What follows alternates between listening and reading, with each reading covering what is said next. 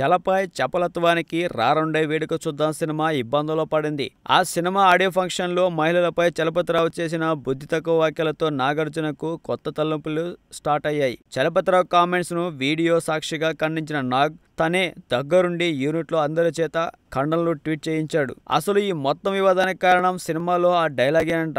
అమ్మాయిలు మనశ్శాంతికి హానికరం అని నాగచైతన్య చెబుతారు. సినిమాలో అది ఏ సందర్భంలో వస్తుందో తెలియదు, కానీ ట్రైలర్ లో మాత్రం ఫినిషింగ్ టచ్ గా దాన్ని చూపించారు. అదే డైలాగ్ లోను లీడ్ గా తీసుకొని ఆడియో ఫంక్షన్ నడిపించే ప్రయత్నం చేశారు యాంకర్లు. అందులో భాగంగానే చలపతిరావు తన నోటితో చూపించాడు. అందుకే ఇప్పుడు ఆ డైలాగ్ ఉంచాలా తీసేయాలా అనే ఆలోచనలో ఉన్నారు నాగ్. రారుండే వేడుక చూద్దాం సినిమాకు సెన్సార్ కూడా పూర్తయింది. సరిగ్గా ఇంకో 45 గంటల్లో సినిమా థియేటర్లోకి వచ్చేస్తుంది. థియేటర్లలో మళ్ళీ ఆ డైలాగ్ వినిపిస్తే తగ్గుముఖం పడుతున్న వివాదాన్ని మళ్లీ కిలికినట్టు అవుతుందని నాగార్జున ఫీలింగ్. సినిమాలో డైలాగ్ ఉంచాలా తీసేయాలా అనే అంతిమ నిర్ణయం పూర్తిగా నాగార్జునదే. ఎందుకంటే సినిమాకు నాగ్ నిర్మాత మాత్రమే కాదు, అంతకు మించి అనే విషయం అందరికీ తెలిసిందే. సో సినిమాలో నాగార్జున డైలాగ్ ఉంచుతున్నారా తొలగిస్తున్నారా మరికొన్ని గంటల్లో తేలిపోతుంది.